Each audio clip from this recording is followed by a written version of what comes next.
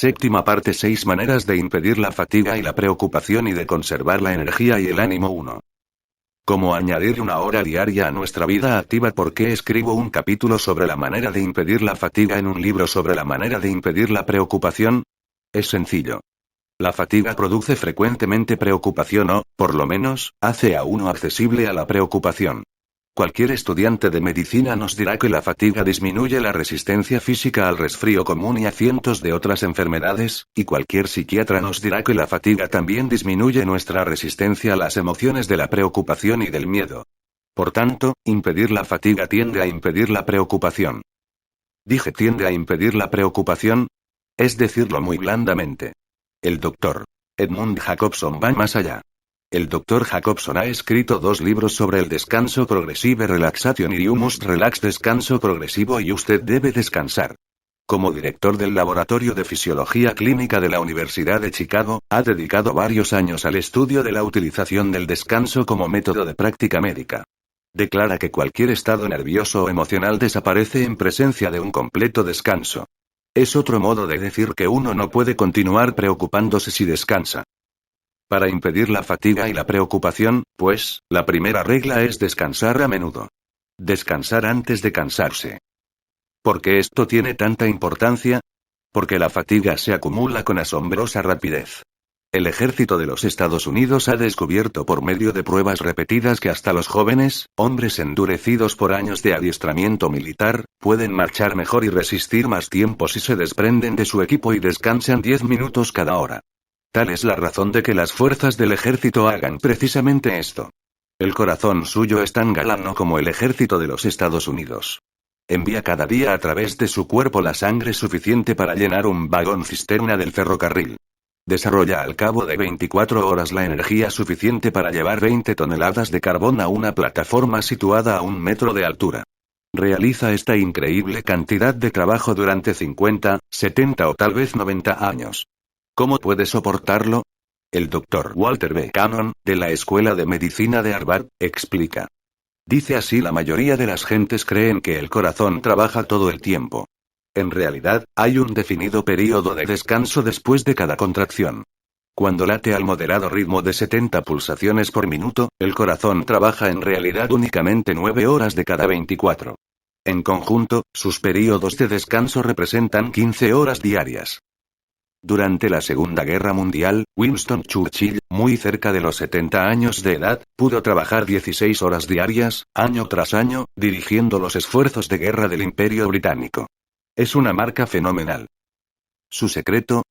Trabajaba en la cama cada mañana hasta las 11, leyendo informes, dictando órdenes, llamando por teléfono y celebrando importantes conferencias.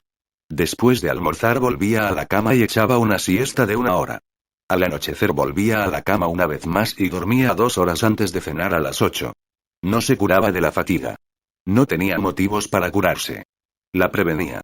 Como descansaba frecuentemente, podía trabajar diariamente muy fresco y en condiciones, hasta muy pasada la medianoche. El primer John D. Rockefeller consiguió 2 marcas extraordinarias.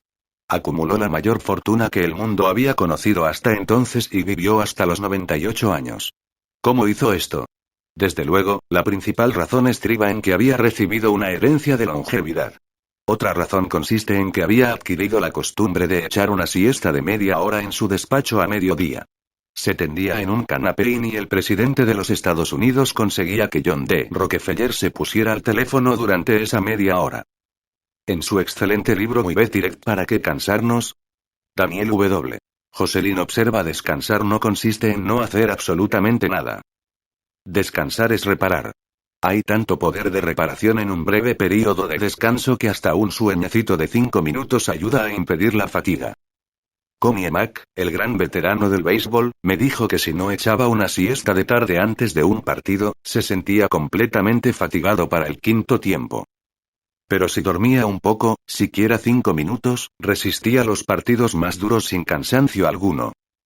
Cuando pregunté a Eleanor Roosevelt cómo pudo resistir tan recargado programa durante los 12 años en que estuvo en la Casa Blanca, me dijo que antes de acudir a una reunión o pronunciar un discurso, se acomodaba frecuentemente en una butaca o un sofá, cerraba los ojos y descansaba durante 20 minutos. Una vez entrevisté a Gene Autry en su camarín del Madison Square Garden, donde era la principal atracción del Campeonato Mundial de Rodeo. Advertí que tenía allí un catre militar.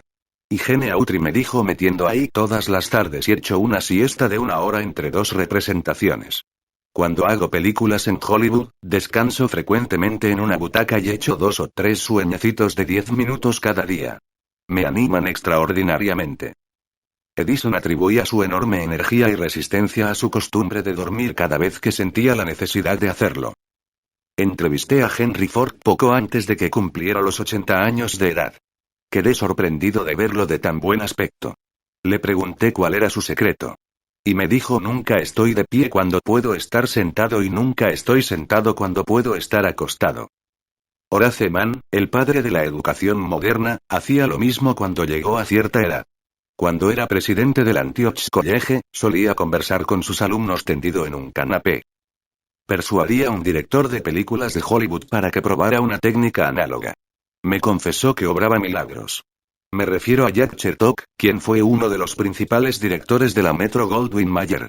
Cuando me vino a ver hace unos cuantos años, era jefe del departamento de películas cortas de la MGM. Agotado, lo había probado todo: tónicos, medicinas, vitaminas. Nada le sirvió de gran cosa.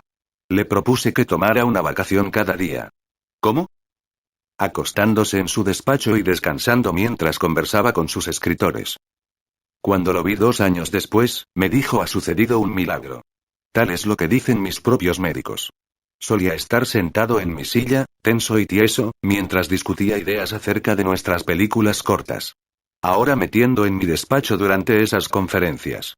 Me siento mejor de lo que me he sentido en estos últimos 20 años. Trabajo 2 horas más al día y es raro a la vez que me canso. ¿Cómo puede aplicarse a usted todo esto? Si es usted un taquígrafo, no puede echar siestas en la oficina como lo hacían Edison y Sam Goldwyn, y, si usted es un contable, no puede tenderse en un canapé mientras discute un informe financiero con su jefe. Pero, si usted vive en una pequeña localidad y vuelve a su casa para almorzar, puede muy bien echar un sueñecito de 10 minutos después del almuerzo. Esto es lo que el general George C. Marshall solía hacer. Se sentía tan atareado dirigiendo al ejército de los Estados Unidos durante la guerra, que tenía que descansar a mediodía. Si ha pasado de los 50 años y se cree demasiado atareado para hacer esto, compre inmediatamente todos los seguros de vida que pueda comprar. Los entierros cuestan mucho y sobrevienen bruscamente en estos tiempos y cabe que la mujercita quiera cobrar el dinero del seguro y casarse con un hombre más joven. Si no puede usted echar una siesta a mediodía, trate por lo menos de acostarse durante 1 hora antes de la cena. Es más barato que un whisky y, a la larga, 5.467 veces más eficaz. Si puede dormir 1 hora a las 5, las 6 o las 7 de la tarde, podrá añadir 1 hora a su vida activa. ¿Por qué? ¿Cómo? Porque 1 hora de siesta antes de la cena más 6 horas de sueño durante la noche, un total de 7 horas, le hará mejor que 8 horas de sueño ininterrumpido. Un trabajador manual puede realizar más trabajo si dedica más tiempo al descanso. Frederick Taylor lo demostró mientras trabajaba como técnico de administración científica en la empresa Bethlehem Steel Corporation.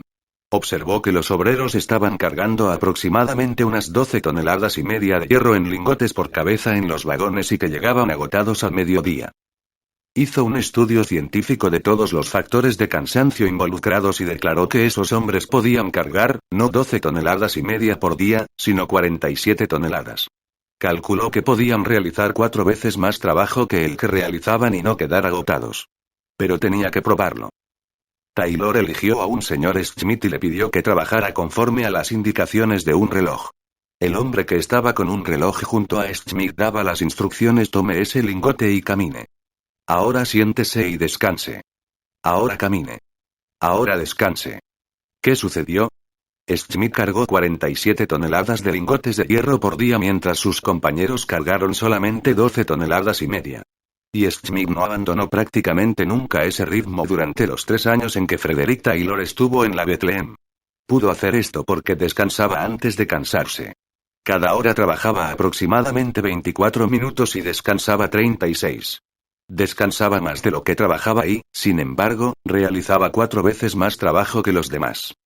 ¿Es eso un mero rumor? No, usted mismo puede leer la constancia del hecho en las páginas 41, 62 de Principies of Scientific Management, Principios de Administración Científica de Frederick Winslow Taylor. Permítame que lo repita: haga lo que hace el ejército y tómese frecuentes descansos. Haga lo que hace el corazón y descanse antes de cansarse. Añadirá así 1 hora diaria a su vida activa. 2.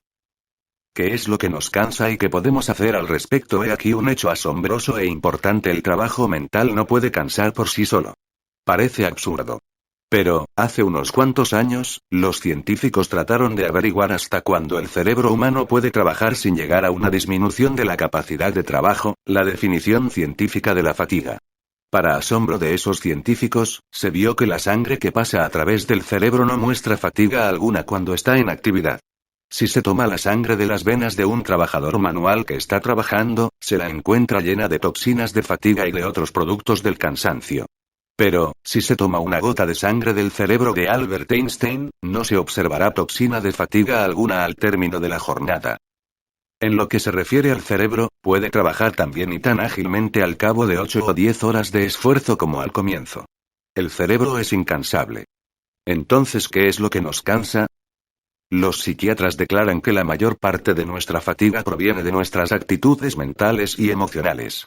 Uno de los más distinguidos psiquiatras de Inglaterra, J. A. Hadfield, en su libro The Psychology of Power, la psicología del poder, dice que la mayor parte de la fatiga que padecemos es de origen mental. En realidad, el agotamiento de origen puramente físico es raro. Uno de los más distinguidos psiquiatras norteamericanos, el Dr. A. Brill, va más allá. Declara el 100% de la fatiga del trabajador sedentario en buena salud es debido a factores psicológicos, entendiendo por tales los factores emocionales. ¿Qué clase de factores emocionales cansan al trabajador sedentario, a quien trabaja sentado? ¿La alegría? ¿La satisfacción?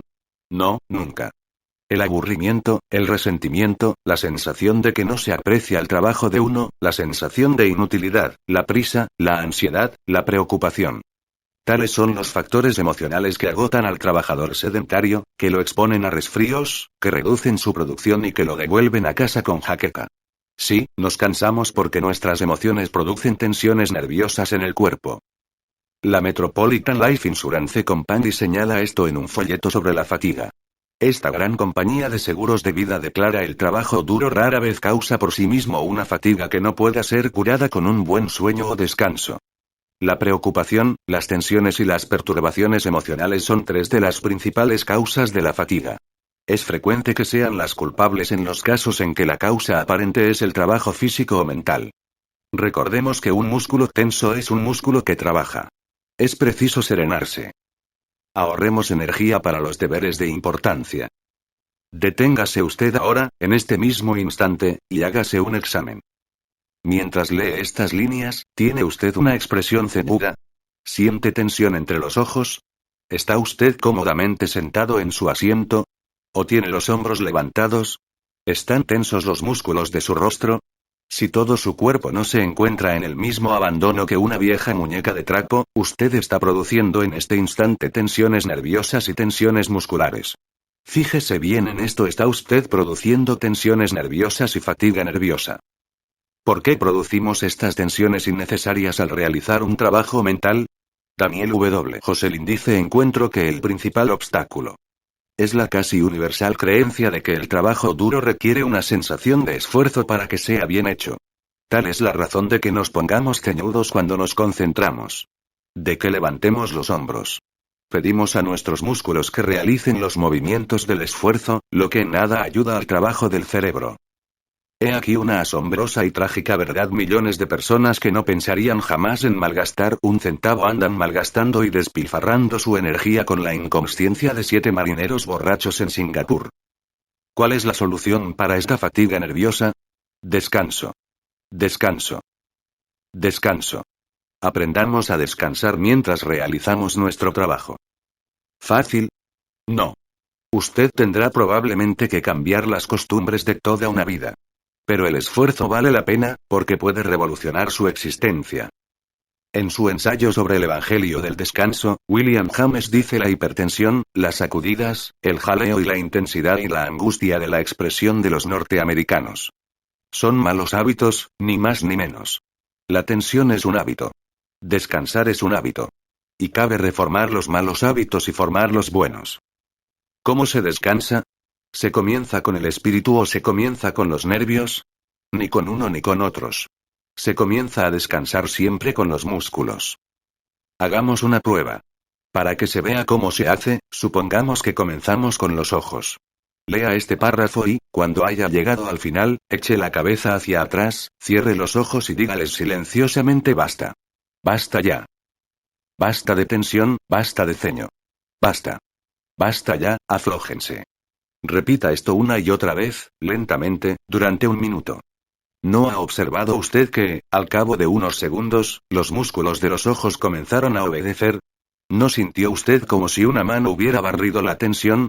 Bien, por increíble que parezca, usted ha revelado en un solo minuto toda la clave del arte de descansar.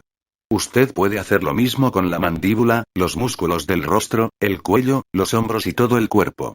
Pero el órgano más importante es el ojo. El Dr. Edmund Jacobson, de la Universidad de Chicago, ha llegado a decir que, si usted es capaz de procurar descanso completo a los músculos de los ojos, podrá también olvidarse de todas sus zozobras. La razón de que los ojos sean tan importantes para aliviar la tensión nerviosa es que queman 1/4 parte de todas las energías nerviosas consumidas por el cuerpo. Tal es también, por otra parte, el motivo de que muchas personas con una visión perfecta sufran de cansancio en los ojos. Es que tienen sus ojos en tensión. Vicky Baum, la famosa novelista, dice que, cuando era niña, conoció a un anciano que le enseñó una de las más importantes lecciones que aprendió en la vida. Vicky Baum se cayó. Se hizo heridas en las rodillas y se lastimó una muñeca. El viejo la recogió. Había sido un payaso de circo y, mientras limpiaba a la niña, dijo: la razón de que te hayas hecho daño es que no sabes descansar.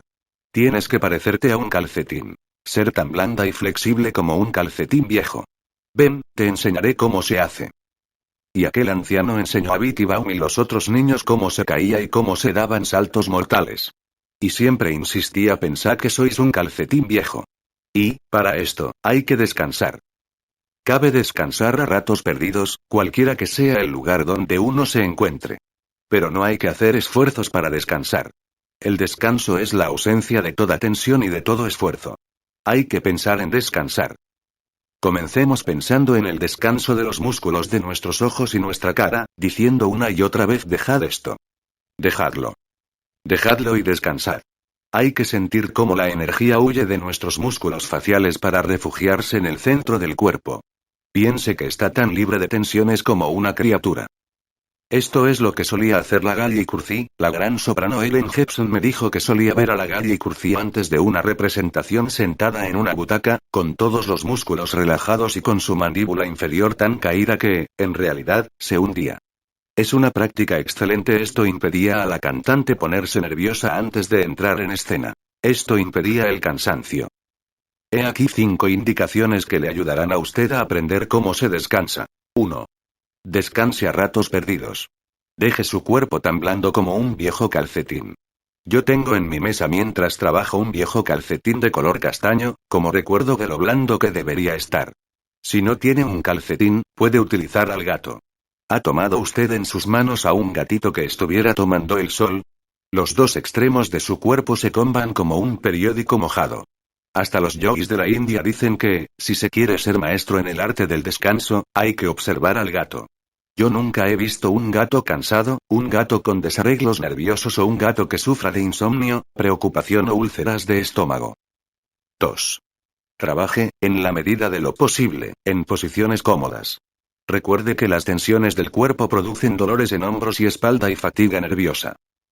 3. Obsérvese 4 o 5 veces por día y dígase: ¿estoy haciendo mi trabajo más duro de lo que realmente es?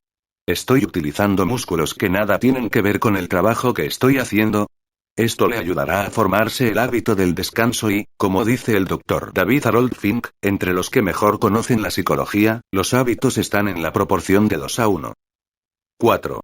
Examínese usted de nuevo al final de la jornada, preguntándose: ¿hasta qué punto estoy cansado? Si estoy cansado no es a causa del trabajo mental que he realizado, sino a causa del modo en que lo he realizado.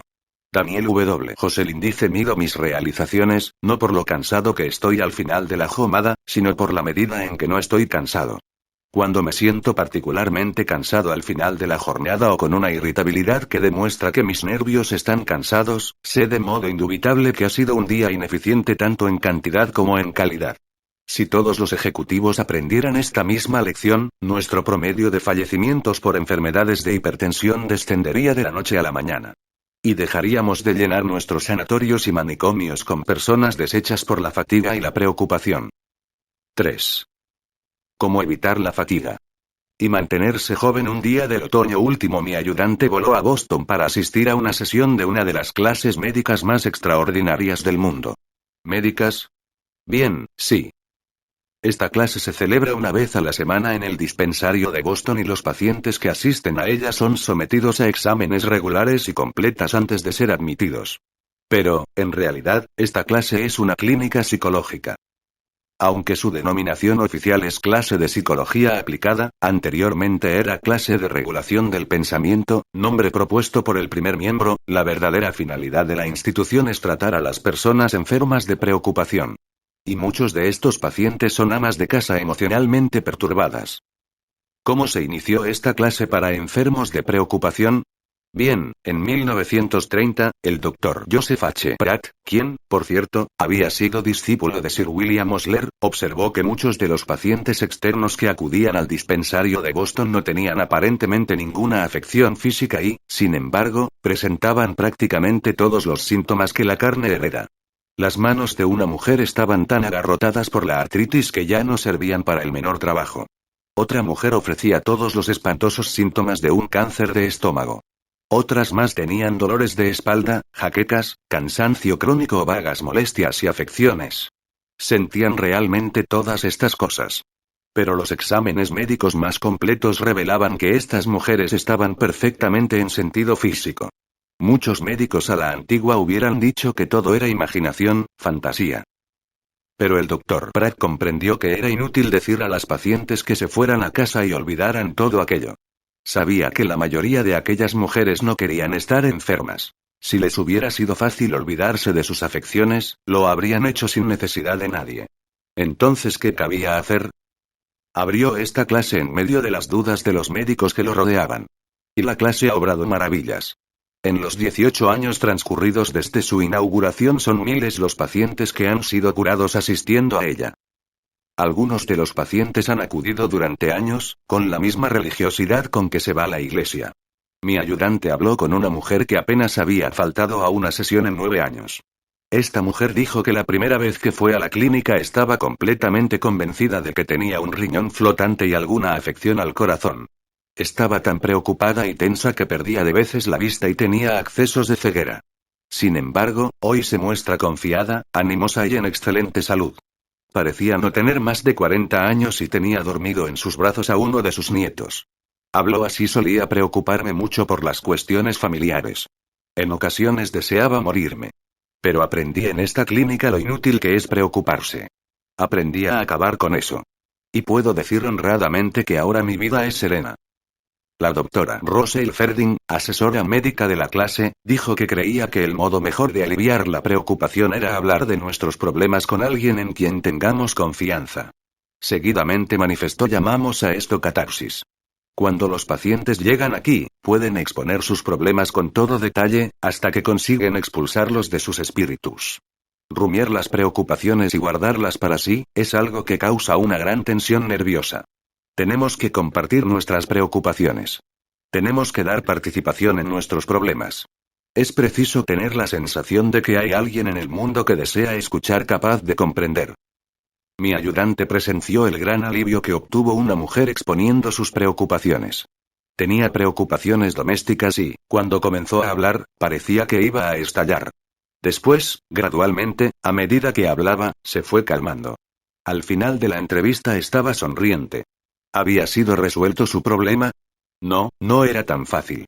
Lo que causó el cambio fue hablar a alguien, obtener un consejo y un poco de simpatía humana. Lo que produjo el cambio es el tremendo valor curativo que existe en las palabras.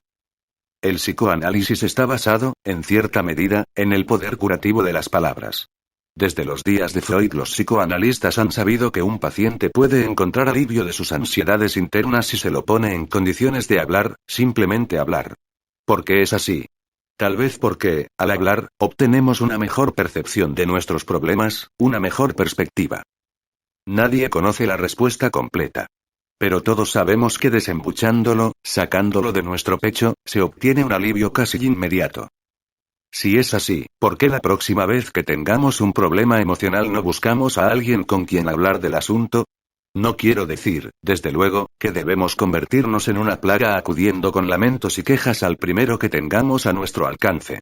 Decidamos qué persona merece nuestra confianza absoluta y pidámosle una entrevista. Puede ser un pariente, un médico, un abogado, un funcionario o un sacerdote. Después digamos a esta persona: quiero su consejo.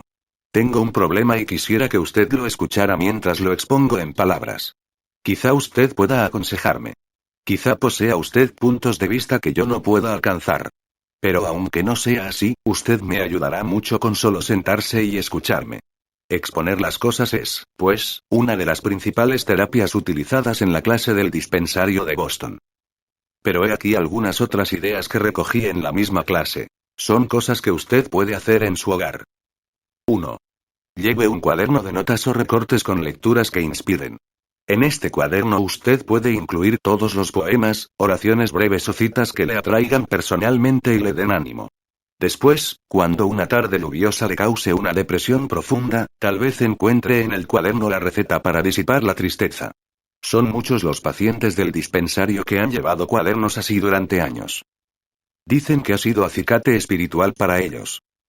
2. No se fije excesivamente en las deficiencias de otros. Una mujer de la clase que se estaba convirtiendo en una esposa ceñuda, regañona y de rostro demacrado, debió responder a la pregunta: ¿qué haría usted si su marido muriese? Quedó tan escandalizada ante la idea, que inmediatamente se sentó y comenzó a exponer las buenas cualidades de su marido. La lista fue muy larga. ¿Por qué no hace usted lo mismo la próxima vez que sienta que se ha casado con un feroz tirano? Tal vez acabe convencida, después de enumerar tantas virtudes, de que su marido es hombre de mérito. 3. Tome interés en los demás.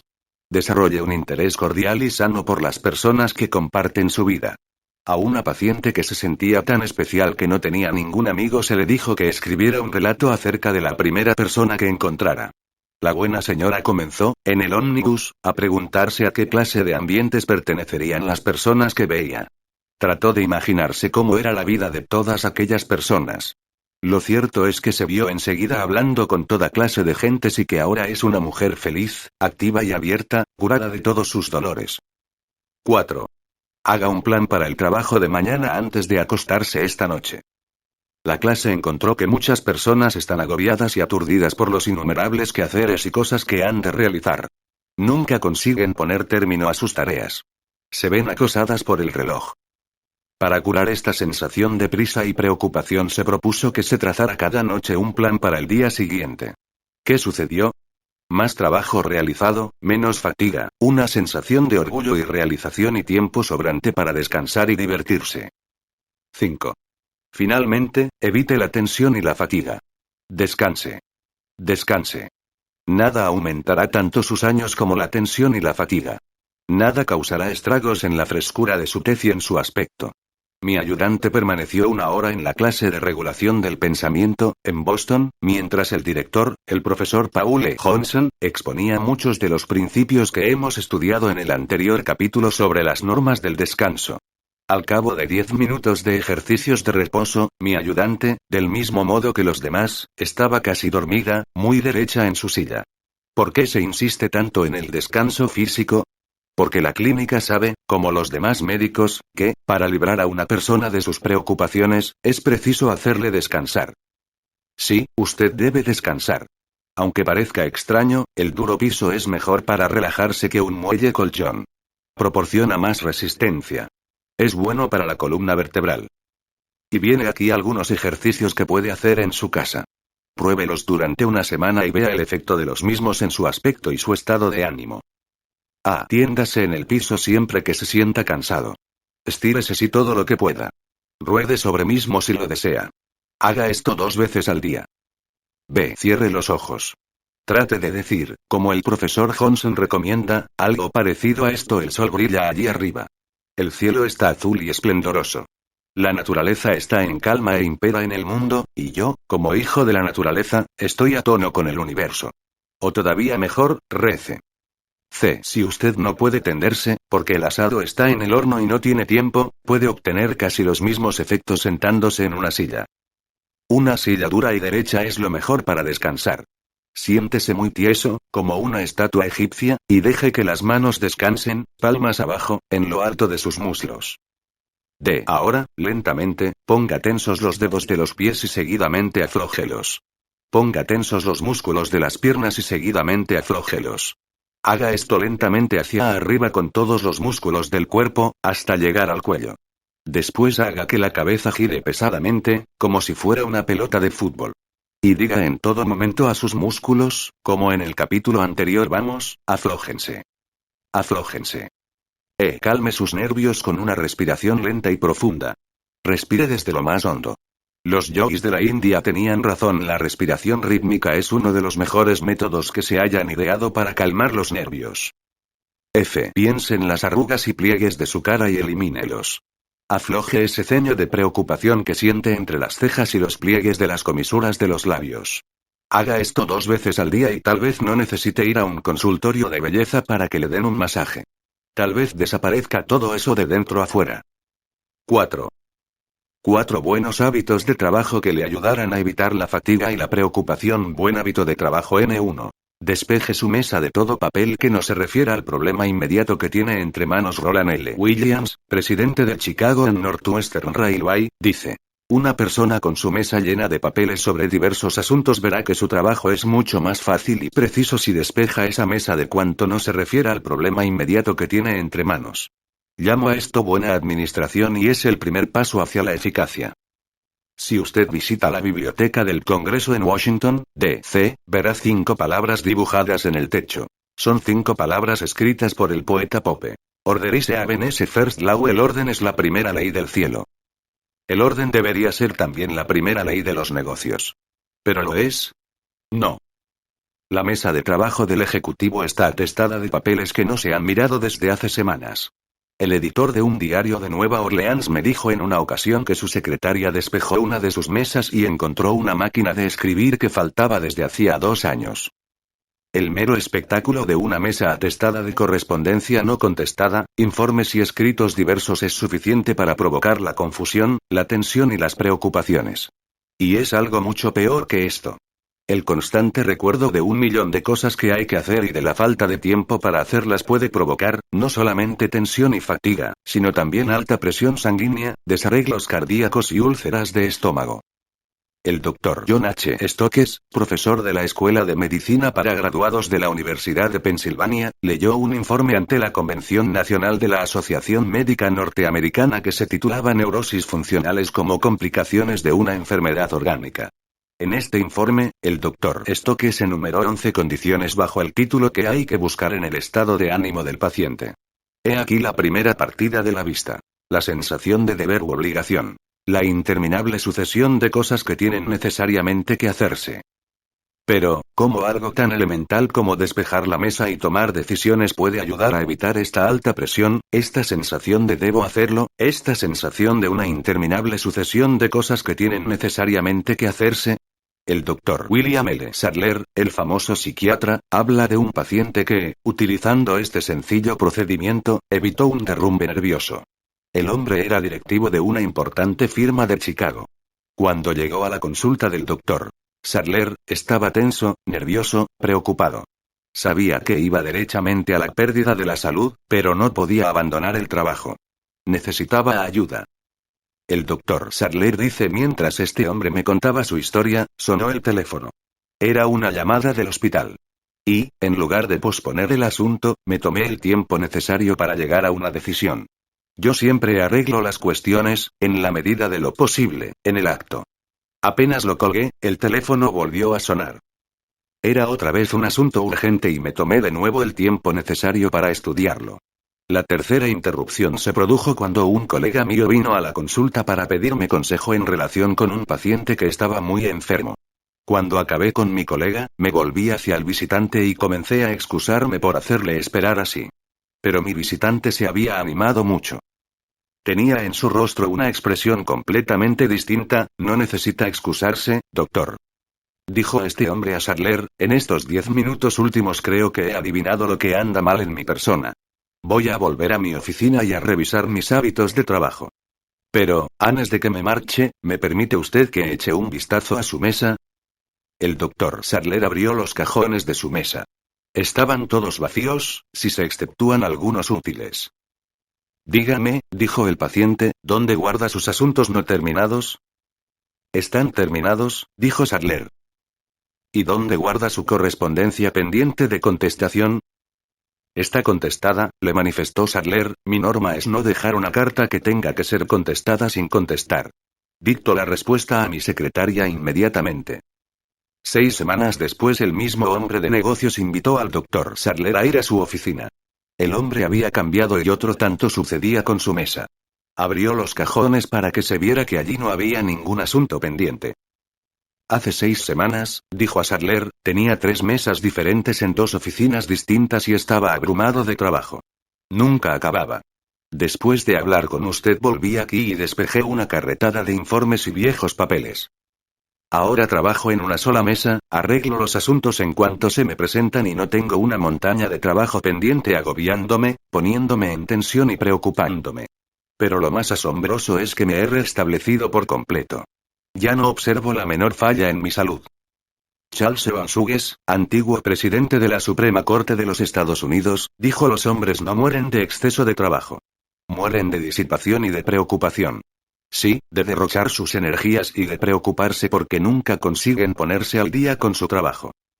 Buen hábito de trabajo N2. Hacer las cosas según el orden de su importancia. Henry L. Doherty, fundador de la City Service Company, una empresa de amplitud nacional, dijo que, con independencia de los salarios que pagaba, había 2 capacidades que le resultaban casi imposibles de encontrar. Estas 2 capacidades sin precio son primeramente la capacidad de pensar. En segundo lugar, la capacidad de Charles Luckman, el muchacho que, comenzando desde abajo, subió en 12 años hasta la presidencia de la empresa dentífrica Pepsodent Company, obtuvo un salario de $100,000 anuales y ganó $1 millón. Además, declaró que debe buena parte de sus triunfos a haber desarrollado las 2 capacidades que Henry L. Doherty entiende que son tan difíciles de encontrar. Charles Luckman manifestó que yo recuerde, nunca me he levantado después de las 5 de la madrugada, porque creo que a esa hora puedo pensar mejor que a cualquier otra. Puedo pensar mejor y establecer mi plan para el día, el plan de hacer las cosas según el orden de su importancia. Hacer las cosas por el orden de su importancia. Frank Bettinger, uno de los vendedores de seguros más afortunados de Norteamérica, no esperaba a las 5 de la madrugada para establecer su plan. Lo establecía la noche anterior. Se fijaba una meta, la de vender determinada cantidad de seguros durante el día. Si fracasaba, agregaba la cantidad que correspondía a la tarea del día siguiente, y así sucesivamente. Sé por larga experiencia que no siempre cabe pensar en las cosas por el orden de su importancia, pero sé también que un plan de una u otra clase para hacer en primer lugar las cosas principales vale infinitamente más que improvisar en el camino. Si George Bernard Shaw no se hubiese establecido como rígida norma a hacer en primer lugar las cosas principales, es probable que hubiera fracasado como escritor y continuado toda su vida como cajero de banco. Su plan consistía en escribir 5 páginas diarias. Este plan y su firme determinación de cumplirlo lo salvaron. Este plan le inspiró para escribir esas 5 páginas diarias durante 9 angustiosos años en que solo obtuvo $30, es decir, apenas un centavo por día. Buen hábito de trabajo N3. Cuando tenga un problema, resuélvalo inmediatamente. Si tiene los datos necesarios para tomar una decisión, no vaya posponiendo las decisiones. Uno de mis antiguos alumnos, el extinto H.P. Owell, me dijo que, cuando era miembro de la junta directiva de la empresa de acero U.S. Steel, las reuniones de este organismo trataban frecuentemente de asuntos muy demorados. Se discutían muchos problemas, pero se tomaban pocas decisiones. El resultado era que cada directivo tenía que llevarse a su casa un montón de informes para estudiar. Al fin, el señor Owell persuadió a la junta directiva de que abordara los problemas uno a uno y tomara una decisión. Nada de dejar los asuntos sobre la mesa, nada de demoras. La decisión podía consistir en pedir más información. Podía consistir en hacer algo o no hacer nada. Pero siempre se tomaba una decisión sobre el problema antes de pasar al siguiente.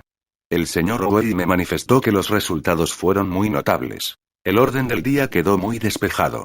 Ya no era necesario que cada miembro del organismo se llevara a casa un montón de informes. Ya no existía esa sensación fastidiosa que causan los problemas pendientes. Es una buena norma, no solamente para los miembros de la junta directiva de la US Steel, sino también para usted y para mí. Buen hábito de trabajo N4. Aprender a organizar, delegar y supervisar. Muchas personas de negocios van a una muerte prematura porque nunca han aprendido a delegar la responsabilidad en otros e insisten en hacerlo todo por sí mismos. Resultado: los detalles y la confusión les avasallan. Se sienten impulsados por una sensación de prisa, preocupación, ansiedad y tensión. Es duro aprender a delegar responsabilidades. Lo sé. Fue duro para mí, terriblemente duro. También sé por experiencia los desastres que pueden ocurrir por delegar la autoridad en quien no reúne condiciones. Pero, por difícil que sea delegar la autoridad, el jefe debe hacerlo para evitar la preocupación, la tensión y la fatiga. La persona que crea una gran empresa y no aprende a organizar, delegar y supervisar acaba generalmente con desarreglos cardíacos a los 50 años de edad o no bien cumple los 60. Son desarreglos causados por la tensión y las preocupaciones. ¿Quieren un ejemplo concreto? Fíjense en las noticias necrológicas del diario local. 5. ¿Cómo eliminar el aburrimiento que causa fatiga, preocupación y resentimiento? Una de las principales causas de la fatiga es el aburrimiento. Como ejemplo, pongamos el caso de Alicia, una mecanógrafa que vive en la calle de usted.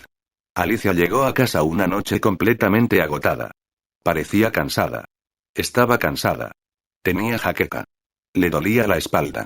Estaba tan agotada que quería irse a la cama sin cenar. Su madre le suplicó, se sentó a la mesa. En esto sonó el teléfono. El amigo preferido. Una invitación para un baile. Los ojos brillaron y el ánimo se levantó. La muchacha corrió arriba, se puso el vestido azul y bailó hasta las 3 de la madrugada. Y, cuando llegó a casa, no sentía el menor cansancio. En realidad, estaba tan excitada que no podía dormirse. ¿Estaba Alicia verdaderamente cansada 8 horas antes, cuando parecía tan agotada? Cierto que sí. Estaba agotada porque estaba aburrida de su trabajo, tal vez aburrida de la vida. Hay millones de Alicias. Y usted puede ser una de ellas. Es un hecho bien sabido que la actitud emocional tiene por lo general más que ver con la fatiga que el ejercicio físico. Hace unos cuantos años, Joseph Barmack, doctor en filosofía, publicó en los archivos de Psicología Archives of Psychology un informe sobre algunos de sus experimentos tendientes a demostrar cómo el aburrimiento produce cansancio. El doctor Barmack sometió a un grupo de alumnos a una serie de pruebas en las que, según se había calculado, revelarían escaso interés. ¿Resultado? Los alumnos se sintieron cansados y amodorrados, se quejaron de jaqueca y tensión en los ojos y mostraron su irritación. ¿Era todo imaginación? No. Estos alumnos fueron sometidos después a pruebas de metabolismo. Estas pruebas mostraron que la presión sanguínea y el consumo de oxígeno disminuyen cuando una persona está aburrida y que todo el metabolismo se acelera en cuanto la misma persona revela interés y placer por su trabajo. Raramente nos cansamos cuando estamos haciendo algo interesante y excitante. Por ejemplo, recientemente tomé unas vacaciones en los montes canadienses que rodean al lago Louise. Pasé varios días pescando truchas en el arroyo Corral, abriéndome paso entre matas más altas que mi cabeza, tropezando con troncos caídos. Sin embargo, 8 horas diarias de esta tarea no me cansaban. ¿Por qué? Porque estaba exaltado, encantado. Tenía la sensación de haber realizado una gran hazaña. Había pescado 6 magníficas truchas. Pero supongamos que la pesca me hubiera aburrido. ¿Cómo me hubiera sentido entonces? Aquel durísimo trabajo a más de 2000 metros de altitud me hubiera agotado por completo. Aún en actividades tan intensas como el montañismo, el tedio puede cansarnos mucho más que el duro trabajo que hay que realizar. Por ejemplo, el señor S. H. Kingman, presidente de una institución bancaria de Minneapolis, me contó un incidente que es una perfecta ilustración de este aserto. En julio de 1943 el gobierno canadiense pidió al Club Alpino del Canadá que proporcionara guías para adiestrar a los cazadores del Príncipe de Gales en el escalamiento de montañas. El señor Kingman fue uno de los guías elegidos para adiestrar a estos soldados.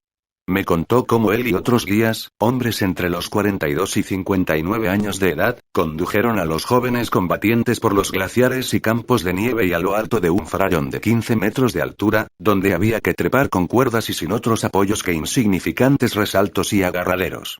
Subieron al Pico Michael, al Pico Vicepresidente y a otras innominadas cumbres del Valle de Little Joe, en las montañas rocosas canadienses. Después de 15 horas de montañismo, estos jóvenes, que estaban en excelentes condiciones, acababan de terminar un curso de 6 semanas en un duro adiestramiento de comando, revelaban el más completo agotamiento. ¿Es que esta fatiga era causada por la utilización de músculos que no habían sido endurecidos en el adiestramiento de comando? Quien haya presenciado alguna vez este adiestramiento considerará ridícula la pregunta. No, estaban tan agotados porque les aburría aquel montañismo. El cansancio era tan grande que algunos se echaban a dormir sin esperar a comer. Pero los guías, hombres que duplicaban y triplicaban a los soldados en edad, ¿estaban cansados? Sí, pero no agotados. Los guías comían y continuaban levantados durante horas, en amena charla acerca de las experiencias del día. No estaban agotados porque estaban interesados. Cuando el Dr. Edward Thorndike, de Columbia, realizaba experimentos sobre la fatiga, hacía que varios jóvenes se mantuvieran despiertos durante casi una semana, manteniéndolos siempre interesados.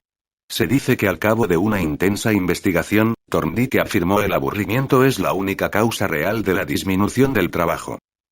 Si es usted un trabajador mental, rara vez le cansará la cantidad de trabajo que realice.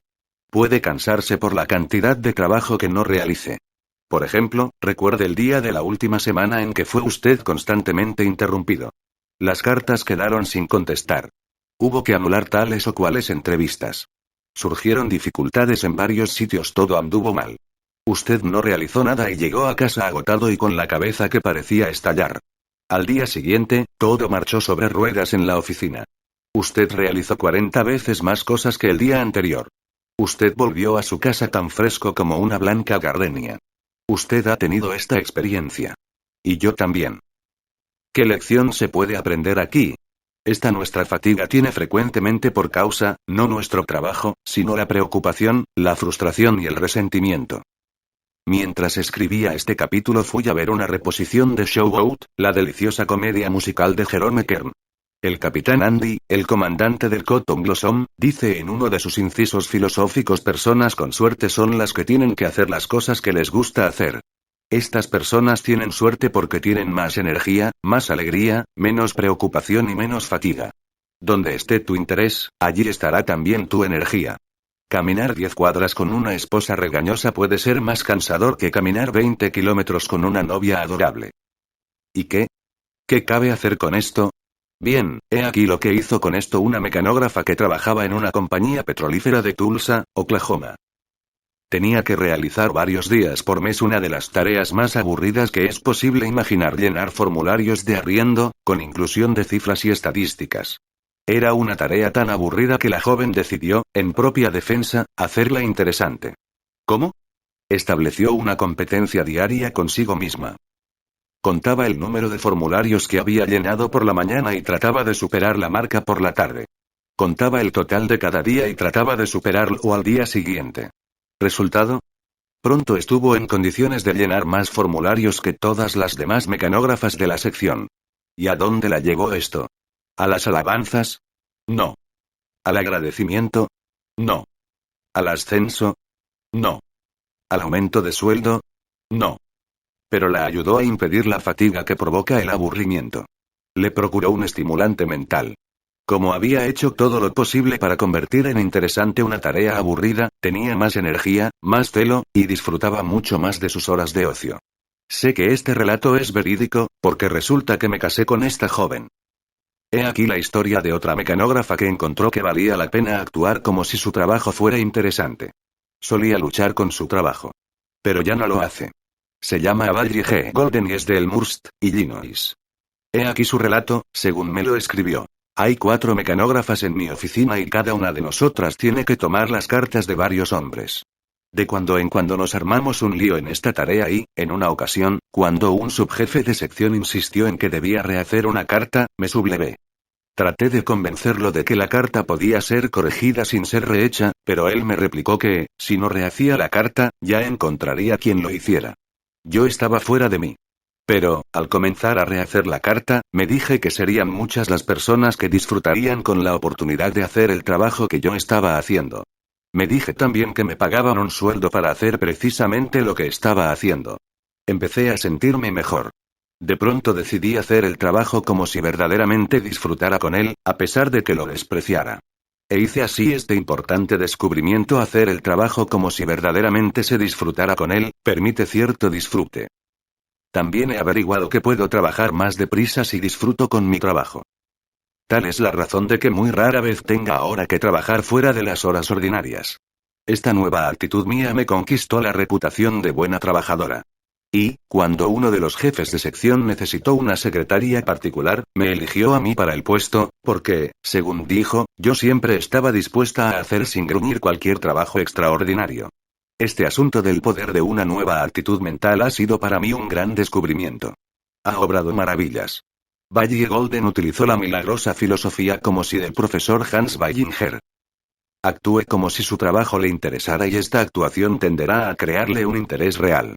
También tenderá a disminuir su fatiga, sus tensiones y sus preocupaciones. Hace unos cuantos años Arlana Howard tomó una decisión que cambió su vida por completo. Decidió hacer interesante una tarea tediosa. Y su tarea era verdaderamente tediosa: lavar platos, fregar mostradores y eliminar todo rastro de los helados en la cantina de la escuela de segunda enseñanza, mientras los demás chicos jugaban al fútbol o bromeaban con las chicas. Arlan Howard desdeñaba su trabajo, pero, como tenía que hacerlo, decidió estudiar el helado: cómo se hacía, qué ingredientes se utilizaban, por qué unos helados eran mejores que otros. Estudió la química del helado y se convirtió en la lumbrera de la clase de química de la escuela. Se interesó tanto en la química de la alimentación que ingresó en el Colegio del Estado de Massachusetts y se destacó en el campo de la tecnología alimentaria. Cuando la Bolsa de Cacao de Nueva York ofreció un premio de $100 para el mejor estudio sobre los usos del cacao y el chocolate, un premio al que podían aspirar todos los estudiantes universitarios, ¿saben ustedes quién lo ganó? Han acertado. Fue Arlan Howard. Cuando se vio en dificultades para encontrar trabajo, Arlan Howard abrió un laboratorio privado, en el sótano de su casa, en Amherst, Massachusetts. Poco después se aprobó una ley. Era obligatorio contar el número de bacterias de la leche. Arlana Howard estaba muy pronto contando las bacterias para 14 compañías lecheras de Amherst y tuvo que contratar a 2 ayudantes. ¿Dónde estará dentro de 25 años Arlana Howard?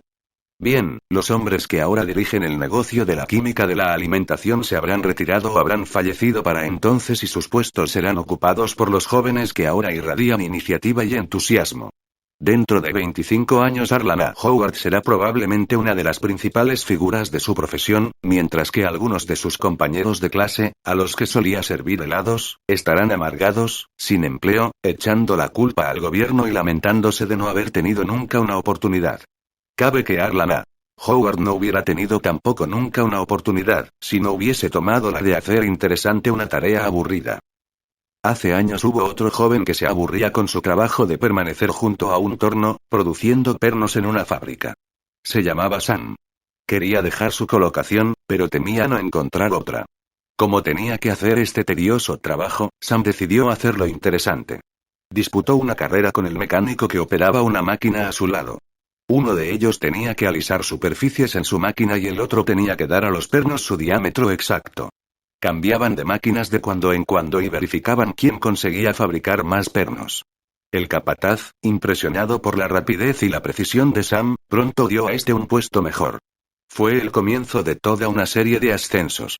30 años después, Samuel Bowden, era presidente de la fábrica de locomotoras Baldwin. Pero pudo no haber pasado de mecánico en toda su vida, si no hubiese decidido hacer interesante su aburrido trabajo. H.V. Kaltenbaum, el famoso analista de noticias de radio, me explicó en una ocasión cómo hizo interesante una tarea tediosa. Cuando tenía 22 años cruzó el Atlántico en un barco para ganado, como mozo al cuidado de los animales. Después de recorrer Inglaterra en bicicleta, llegó a París, hambriento y sin un centavo. Empeñó su máquina fotográfica por $5 y, mediante un aviso que puso en la edición de París del diario The New York Herald, obtuvo un puesto de vendedor de aparatos estereoscópicos. Si usted ha cumplido ya los 40 años, recordará aquellos antiguos estereoscopios que poníamos ante nuestros ojos para contemplar dos imágenes exactamente iguales. Al mirar, sucedía un milagro. Las dos lentes del estereoscopio transformaban las dos imágenes en una sola con el efecto de una tercera dimensión. Veíamos la distancia. Obteníamos una asombrosa sensación de perspectiva. Bien, como iba diciendo, Kaltenborn comenzó a vender estos aparatos de puerta en París. Y no sabía francés. Pero ganó $500 de comisiones aquel año y se convirtió en uno de los vendedores de Francia mejor pagados. H.V. Kaltenborn me dijo que esta experiencia desarrolló en él las cualidades que conducen al triunfo más que cualquier año de estudios en Harvard. ¿Confianza? Me afirmó que, después de aquella experiencia, se consideró capaz de vender las actas del Congreso norteamericano a las amas de casa francesas. Esta experiencia le procuró también un íntimo conocimiento de la vida francesa, lo que sirvió después de mucho para interpretar ante el micrófono los acontecimientos europeos. ¿Cómo se las arregló para convertirse en un buen vendedor ignorando el francés? Bien, pidió a su patrón que le escribiera lo que tenía que decir en perfecto francés y se lo aprendió de memoria. Llamaba a una puerta y salía el ama de casa. Kaltenborn comenzaba a recitar de memoria con un acento tan espantoso que resultaba cómico. Mostraba al ama de casa las imágenes y, cuando se le hacía alguna pregunta, se limitaba a encogerse de hombros y a decir un yankee. Un yankee. Se quitaba el sombrero y enseñaba la copia en perfecto francés de lo que tenía que decir pegada en el fierro. El ama de casa se echaba a reír, él también, y había así ocasión para enseñar más imágenes. Cuando H.V. Kaltenborn me contó todo esto, confesó que su trabajo había sido cualquier cosa menos fácil. Me dijo que solo una cualidad le permitió seguir adelante: su determinación de hacer interesante el trabajo. Todas las mañanas, antes de salir de casa, se miraba al espejo y se decía unas cuantas palabras de ánimo. Kaltenborn, tienes que hacer esto si quieres comer. Y como tienes que hacerlo, ¿por qué no lo pasas bien mientras lo haces? ¿Por qué no te imaginas que cada vez que llamas a una puerta eres un actor ante las candilejas y hay un público que te está mirando? Al fin y al cabo, lo que estás haciendo es tan divertido como cualquier cosa de la escena. ¿Por qué no pones celo y entusiasmo en el asunto? El señor Kaltenborn me dijo que estas charlas diarias ante el espejo le ayudaron a transformar una tarea que había odiado y temido en una aventura que le agradaba y le resultaba muy provechosa. Cuando pregunté al señor Kaltenborn si tenía algún consejo que dar a los jóvenes norteamericanos con deseos de triunfar, dijo: sí, lucha contigo mismo cada mañana. Hablamos mucho acerca de la importancia del ejercicio físico para despertarnos del medio sueño en que tantos nos desenvolvemos. Pero necesitamos todavía más algún ejercicio mental y espiritual que nos impulse cada mañana a la acción. Háblate a ti mismo con palabras de ánimo todos los días. ¿Es que hablarnos así es tonto, superficial, infantil? No. Es, por el contrario, la misma esencia de una sólida psicología. Nuestra vida es la obra de nuestros pensamientos. Estas palabras son tan ciertas hoy como hace 18 siglos, cuando fueron escritas por primera vez por Marco Aurelio en sus Meditaciones. Nuestra vida es la obra de nuestros pensamientos. Hablándose a sí mismo a todas horas, usted puede orientarse a tener pensamientos de coraje y felicidad, pensamientos de vigor y paz. Hablándose a sí mismo de las cosas que debe agradecer, puede usted llenar su espíritu de pensamientos que encumbran y cantan. Al tener los pensamientos acertados, usted puede hacer cualquier tarea menos desagradable. Su patrón quiere que usted se interese en un trabajo porque quiere hacer más dinero. Pero olvidémonos de lo que el patrón quiere. Pensemos únicamente en lo que puede beneficiarnos el interés en nuestro trabajo. Recordemos que podemos duplicar la felicidad de nuestra vida, pues empleamos en el trabajo la mitad de nuestras horas de vigilia y, si no hallamos la felicidad en el trabajo, es posible que no la encontremos nunca en ninguna parte.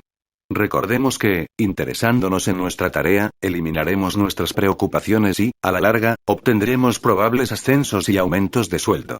Y, aunque esto no suceda, reduciremos nuestro cansancio a un mínimo y disfrutaremos más de nuestras horas de ocio. 6. ¿Cómo no preocuparse por el insomnio? ¿Se preocupa usted cuando no puede dormir? Entonces tal vez le interese saber que Samuel Untermeyer, el famoso abogado internacional, no disfrutó de una buena noche de sueño en toda su vida. Cuando Sam Untermeyer fue a la universidad estaba preocupado por dos afecciones: el asma y el insomnio. No podía al parecer curarse de ninguna de ellas, por lo que decidió hacer lo más acertado en su situación: sacar ventajas de su permanente vigilia. En lugar de agitarse, dar vueltas y preocuparse hasta enloquecer, se levantaba y estudiaba. ¿Resultado? Comenzó a obtener honores en todas las clases y se convirtió en uno de los prodigios de la Universidad de la ciudad de Nueva York. Después de iniciar su práctica del derecho, los insomnios continuaron. Pero Untermyer no se preocupaba. Decía: la naturaleza se hará cargo de mi persona. Y la naturaleza lo hizo.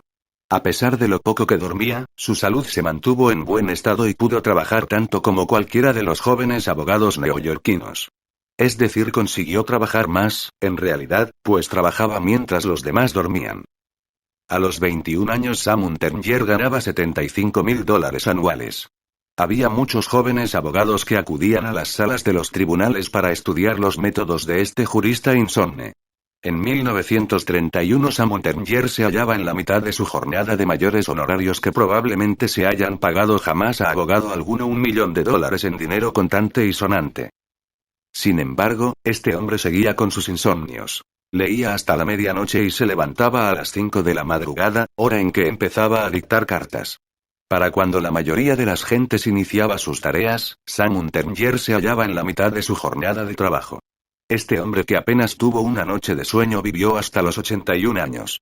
Pero probablemente hubiera destrozado su vida si se hubiese preocupado por sus insomnios. Pasamos durmiendo la tercera parte de nuestra vida y, sin embargo, nadie sabe en qué consiste verdaderamente el sueño.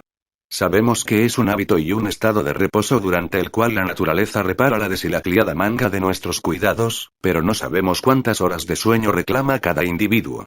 No sabemos siquiera si necesitamos verdaderamente dormir. ¿Fantástico?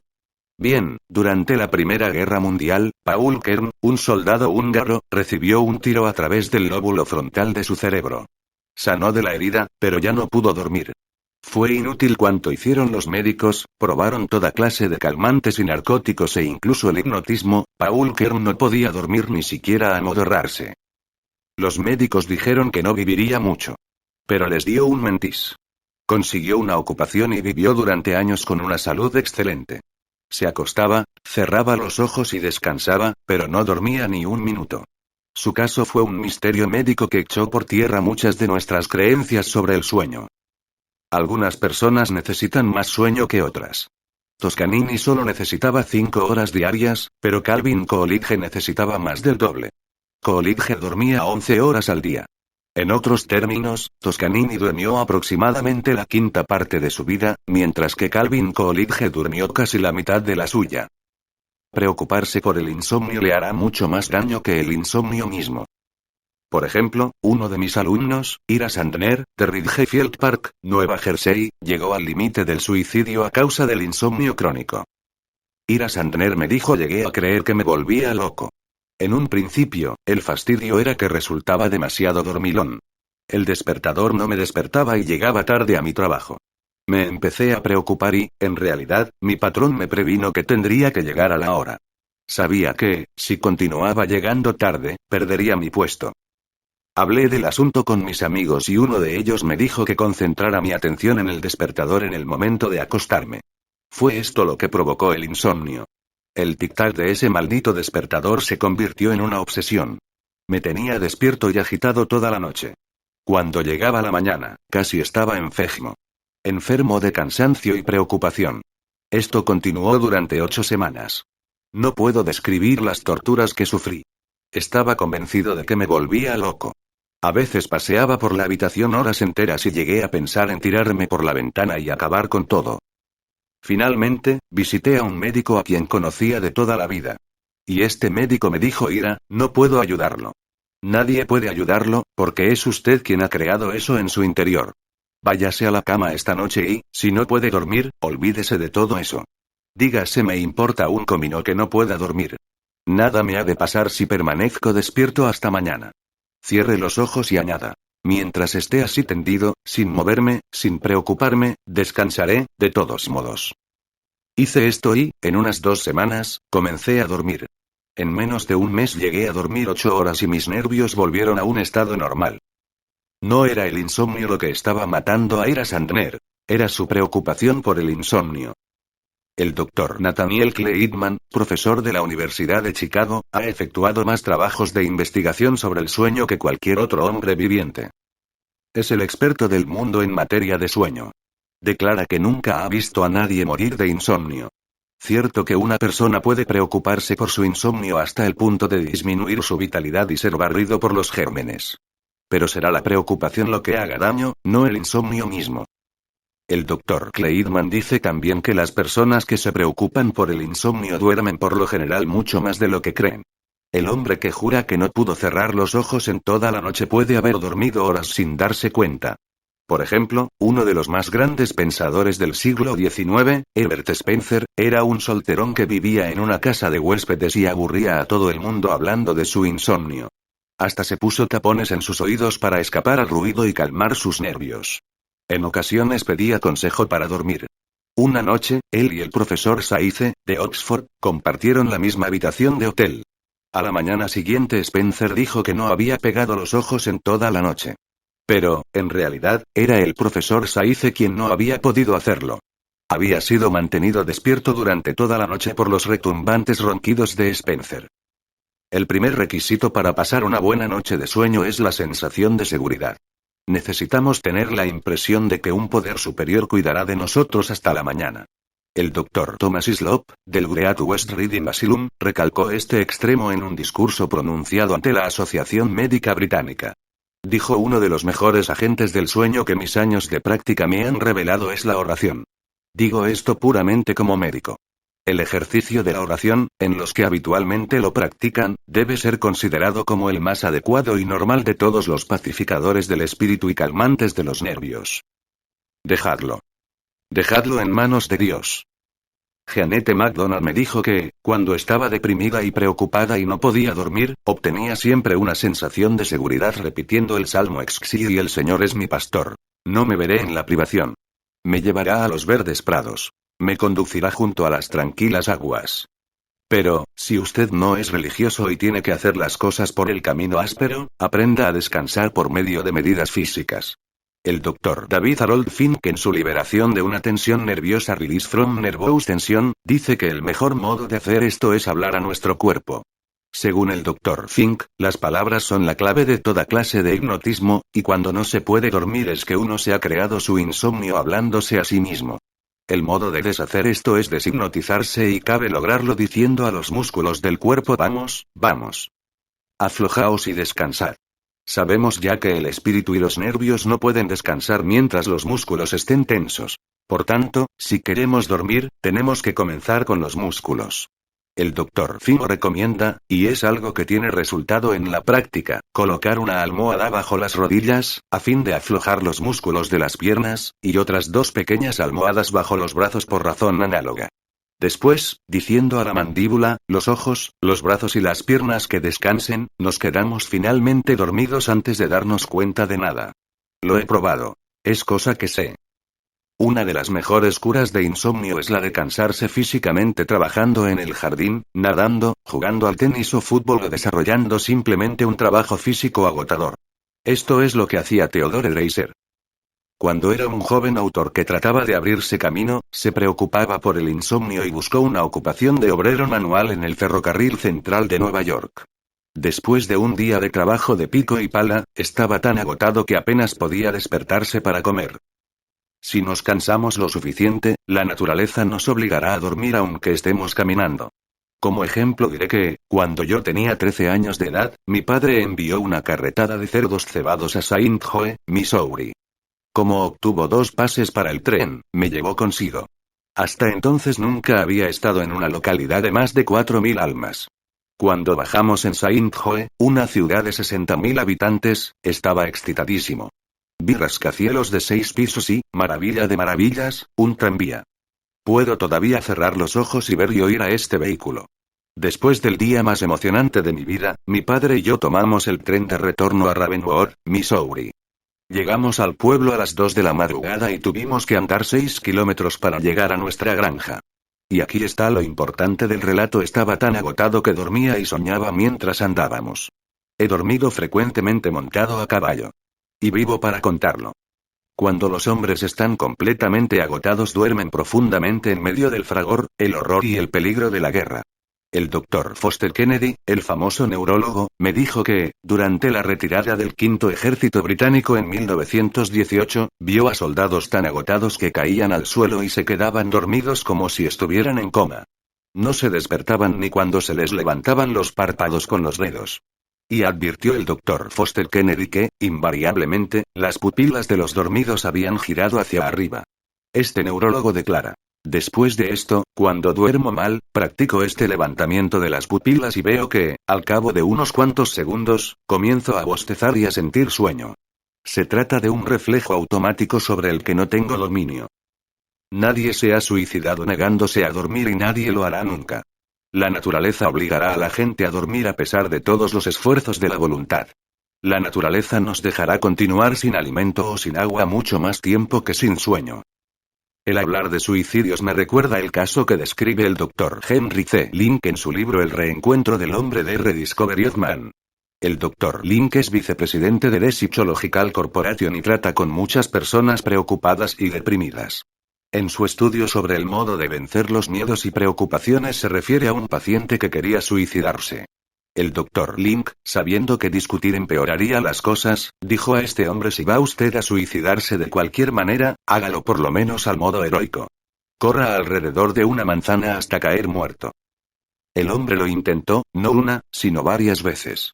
Y cada vez se sintió algo mejor, si no de espíritu, por lo menos de músculos. A la tercera noche había logrado lo que el Dr. Link buscaba: en primer lugar, que estuviera tan físicamente cansado, y tan físicamente aliviado, que durmiera como un leño.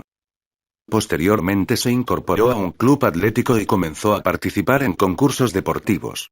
Pronto se sintió tan bien que quería vivir eternamente.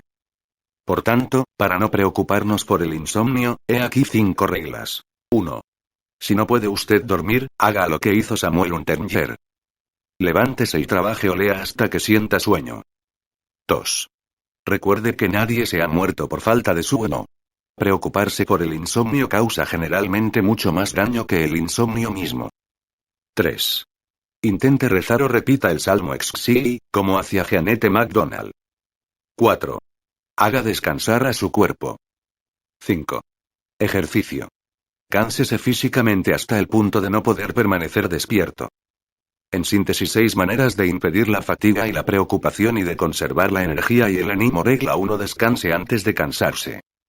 Regla 2. Aprenda a descansar en su trabajo. Regla 3. Aprenda a descansar en el hogar. Regla 4. Aplique estos 4 buenos hábitos de trabajo. A despeje su mesa de trabajo de todo papel que no se refiera al problema inmediato que tenga entre manos. B. Haga las cosas por el orden de su importancia. C. Cuando tenga un problema, resuélvalo en el acto, si posee los hechos necesarios para tomar una decisión.